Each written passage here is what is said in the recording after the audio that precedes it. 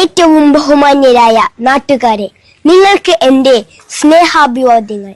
നാം ഏവരും വളരെ അധികം ഗൗരവത്തോടെ മനസ്സിലാക്കുകയും ഉൾക്കൊള്ളുകയും ചെയ്യേണ്ടുന്ന സുപ്രധാനമായ ഒരു വിഷയത്തെ പുരസ്കരിച്ചാണ് ഇന്ന് ഞാൻ സംസാരിക്കുന്നത്. മാനവരാശി അതിന്റെ ആദ്യം മുതൽ ഒട്ടനവധി ദുരന്തങ്ങളും വൈതരണികളും കടമ്പകളും നേരിടുകയും ആ പ്രതിസന്ധികൾ അഖിലവും നിഷ്പ്രയാസം തരണം ചെയ്യുകയും ചെയ്തിട്ടുണ്ട്.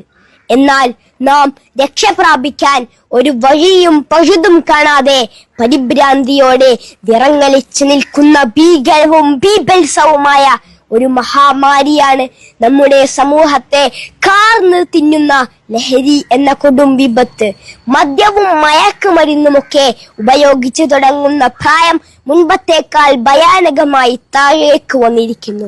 16ഉം 17ഉം ഒക്കെ ആയിരുന്നത് ഇപ്പോൾ 12ഉം 14ഉം വയസ്സായി കുറഞ്ഞിരിക്കുന്നു. ലഹരി ഉപയോഗം മാരകമായ ഒരു വിപത്തായി മാറിയിരിക്കുന്നു. ലഹരി മരുന്നിനോടുള്ള അടിമത്വം വ്യക്തിക്കും കുടുംബത്തിനും മാത്രമല്ല നാശനഷ്ടങ്ങൾ വരുത്തിവെക്കുന്നത്, മറിച്ച് സമൂഹത്തിന്റെ ആരോഗ്യവും സാമ്പത്തിക സാംസ്കാരിക സുസ്ഥിരതയും അത് നശിപ്പിക്കുന്നു. തുടക്കത്തിൽ രസത്തിനും കൗതുകത്തിനും ഉപയോഗിക്കുന്ന ലഹരി മരുന്നുകൾ തകർത്തെറിയുന്നതും കവർന്നെടുക്കുന്നതും ജീവിതത്തിന്റെ സർവ്വവർണ്ണങ്ങളെയും അഭിലാഷങ്ങളെയുമാണ്. ദൈവത്തിന്റെ സ്വന്തം നാട് എന്ന് വിളംബരം ചെയ്ത വർത്തമാനകാല കേരളത്തിന്റെ കൗമാരവും യൗവനവും ലഹരി എന്ന ചെകുത്താന്റെ കരാള കരങ്ങളിൽപ്പെട്ട് നട്ടം തിരിയുന്നു.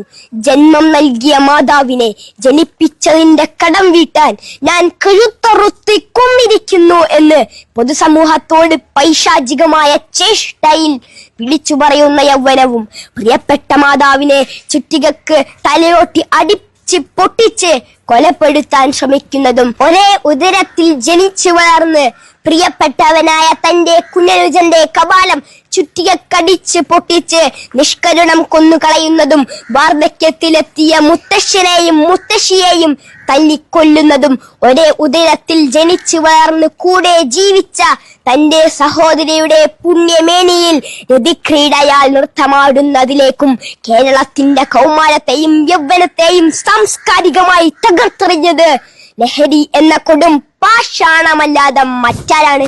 പറക്കമുറ്റിയിട്ടില്ലാത്ത, ജീവിതത്തിലേക്ക് കാലെടുത്ത് വെച്ചിട്ട് പോലുമില്ലാത്ത 10ാം ക്ലാസ്സിലെ പാവം ഷഹബാസിന്റെ കണ്ണ് കുത്തി പൊട്ടിച്ചിട്ടും കലിയടങ്ങാതെ തല്ലിക്കൊല്ലാൻ സോഷ്യൽ മീഡിയ ഒരു ഭീകരമായി ആഹ്വാനം നടത്തിയവർ അവസാനം കൊന്നുകൊലവിളിച്ച് സംഹാര താണ്ഡവ നൃത്തമാടുന്ന വർത്തമാനകാല കേരളത്തിന്റെ ലക്കും ലഗാനവുമില്ലാത്ത രാസലഹരിയാൽ ഭ്രാന്തി പിടിച്ച കേരളത്തിന്റെ കൊടൂര കൗമാരമേ, എവിടേക്കാണ് നിങ്ങൾ പോകുന്നത്? അപ്പോൾ നിങ്ങൾ എവിടേക്കാണ് പോകുന്നത്? സിന്തറ്റിക് രാസലഹരിയുടെ ഉന്മാദത്തിന്റെ തമോഗർത്തത്തിൽ തകർന്നടിയും മുമ്പ് തിരിച്ചു വിളിക്കേണ്ടിയിരിക്കുന്നു.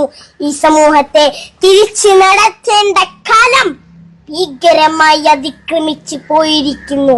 അക്രമത്തിനും അരാജകത്വത്തിനും ലഹരിയുടെ ഉന്മാദത്തിനും പ്രോത്സാഹനം നൽകുന്ന, അതിനെ ഗ്ലോറിഫൈ ചെയ്യുന്ന സിനിമകൾ, സീരിയലുകൾ, കവിതകൾ, നോവലുകൾ, സാഹിത്യങ്ങൾ ഒന്നും തന്നെ നാം പ്രോത്സാഹിപ്പിക്കരുത്. അത്തരം സാഹിത്യങ്ങളിലെ സൈക്കോപാത്തുകളായ ലഹരിയുടെ രാസലീലയിൽ അഭിരമിക്കുന്ന അരാജകത്വങ്ങൾക്ക് നടുനായകത്വം വഹിക്കുന്ന നായകന്മാരിൽ നിന്നും നമ്മുടെ മക്കൾ മാതൃക കണ്ടെത്താതിരിക്കട്ടെ. നമ്മുടെ മക്കളെ അവയുമായി സമീപിക്കാൻ പോലും നാം അനുവദിക്കരുത്. കുഞ്ഞുനാളിലെ ഈ അവബോധം നമ്മുടെ മക്കൾക്ക് കർശനമായി പകർന്നു നൽകുക. ജീവിതമാണ് ലഹരി, ജീവിതമാണ് ലഹരി എന്ന സുന്ദരമായ പരമാർത്ഥം നമ്മുടെ ജീവിതത്തിൽ പകർത്തുന്നതോടൊപ്പം മറ്റുള്ളവരിലേക്കും പകരാനും നാം പ്രയത്നിക്കുക. നമ്മുടെ കൗമാരങ്ങളുടെയും യൗവനത്തിന്റെയും അടിവേററുക്കാൻ ഒരുമ്പെട്ടിറങ്ങുന്ന പിശാചിന്റെ സന്തതികൾക്കെതിരിൽ അതിശക്തമായ നിയമങ്ങൾ ഉണ്ടാവട്ടെ. അത്തരം നരാധമന്മാർക്ക് 200 ഗ്രാം മട്ടനും 400 ഗ്രാം ചിക്കനും കൊടുത്ത് സുഗലോലുപതയിലേക്ക് ആനയിക്കുന്നതിന് പകരം വേണ്ടി വന്നാൽ നടു റോട്ടിൽ പട്ടട ഒരുക്കുക.